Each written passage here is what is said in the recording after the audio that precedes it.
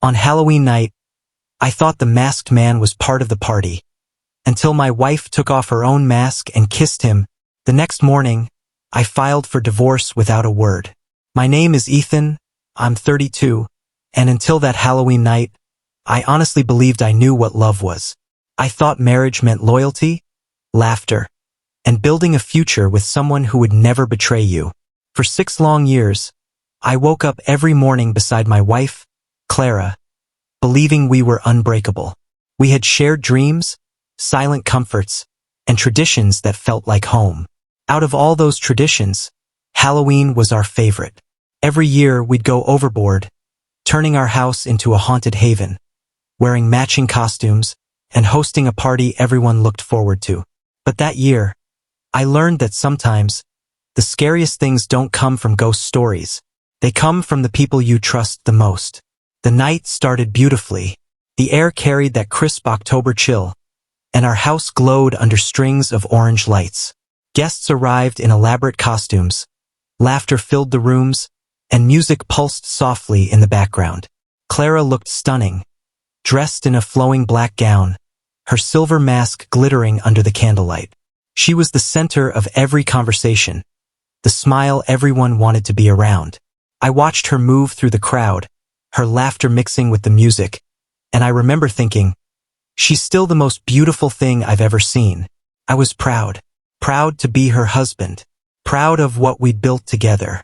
As the evening went on, I started chatting with friends, refilling drinks, and making sure everyone was having a good time.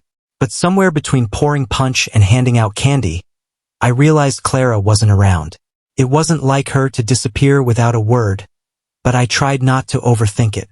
Maybe she was greeting guests at the door, or taking a moment to catch her breath. Still, something about the sudden emptiness beside me felt wrong. There's a certain kind of silence you feel deep in your chest when something's about to break, and that's exactly what hit me then. I started looking around. People were dancing, laughing, masked faces everywhere. It was hard to tell who was who. Then, through the flickering lights near the back patio, I saw her, Clara, standing close to a tall man in a black cloak and a mask darker than the night itself. I froze. For a moment, I told myself it was nothing, just friendly conversation. But the way they stood, the way her hand lightly brushed his arm, it didn't look like just talking. It looked like familiarity, like a connection I wasn't supposed to see. The music shifted to a slow song, the kind couples usually dance to. I should have looked away. I should have walked over and pretended I didn't notice. But I couldn't move. I just watched as Clara tilted her head in that same flirty way she used to do with me when we first started dating. My heart started pounding harder with every second that passed. And then it happened. She reached up, slowly removed her silver mask. Her lips curved into that soft smile I'd fallen in love with years ago. The man in the cloak removed his mask too, leaning closer. Before I could even process what I was seeing, she kissed him. It wasn't some quick mistake. It was passionate, real, familiar, the kind of kiss that doesn't belong to strangers. My entire body went numb. The music kept playing, people kept laughing, but inside my chest, everything went silent. I felt my hands tremble around the glass I was holding until it slipped and crashed to the floor, shattering into pieces, just like my faith in her. No one noticed, not one person, because everyone was too busy having fun while my world quietly fell apart.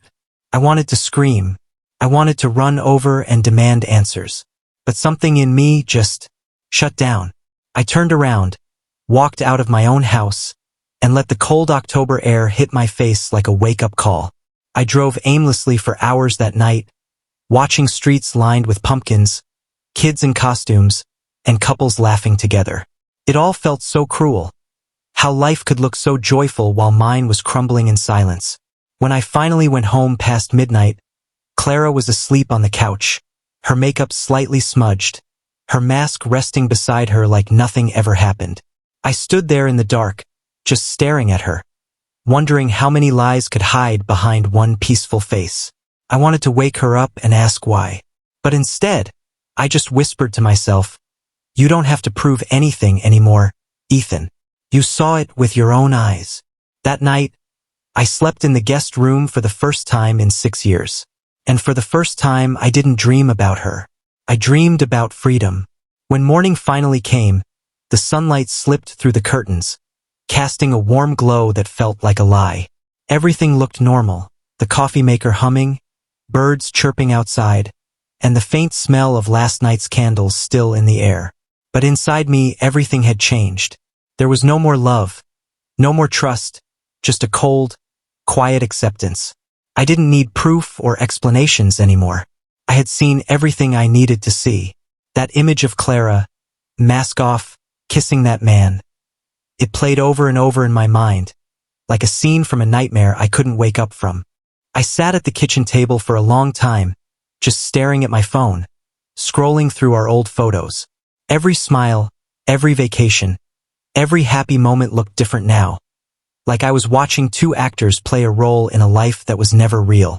I remembered the night I proposed to her, how she cried and said I was her forever. I remembered the vows we wrote, promising honesty, promising to never hurt each other. And now all those promises meant nothing. They were just words lost in the noise of that Halloween party. When Clara finally woke up, she walked into the kitchen looking tired but calm, like it was any ordinary morning. She smiled softly.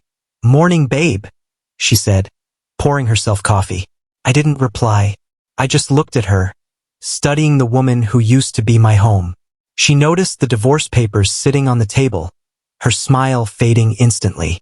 Her voice shook when she said, "Ethan, what is this?" I didn't raise my voice. I didn't need to. I just said, "You took off your mask last night, Clara, and I finally saw who you really are." Her eyes widened. She tried to speak, but the words tumbled out in a mess of excuses. "It was a mistake, Ethan. It was just a kiss. I was drunk. It didn't mean anything." I could hear the desperation in her voice, but it didn't move me. Not this time. I simply shook my head. "It meant enough for you to risk everything," I said quietly. "And you did." I watched her cry, watched her try to hold on to something that was already gone. Every tear felt like a manipulation. Every word felt hollow.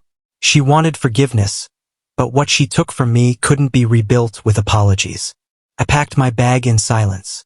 Every folded shirt, every pair of jeans felt like a goodbye to the man I used to be. Clara followed me from room to room, pleading, "Please don't do this. We can fix it.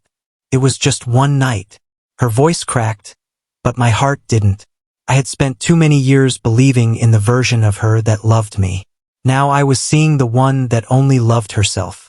When I finally walked out the door, I didn't slam it. I just closed it gently. The sound of it clicking shut was louder than any argument could have been. The following weeks were a blur of paperwork and empty nights. Friends tried to reach out. Some tried to convince me to talk to her again. But I was done. There's a kind of pain that doesn't need closure, just distance. I found a small apartment on the edge of town, started going on long walks every evening, and slowly learned how to breathe without feeling that constant weight on my chest. Clara texted me a few times. At first, it was apologies, then begging, then anger. "You're throwing away everything for nothing," she wrote once. I didn't respond, because she still didn't understand. It wasn't about what she did. It was about what it revealed. She showed me that I was loving someone who could hide behind a mask and still call it marriage.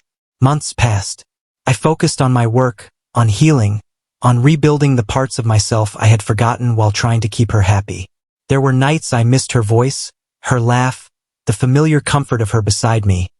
But then I'd remember that night, the flash of the silver mask, the way she kissed him like I was invisible. And the ache would fade, replaced by something stronger, peace. The divorce was finalized in the spring. She didn't show up to the hearing, just sent her lawyer.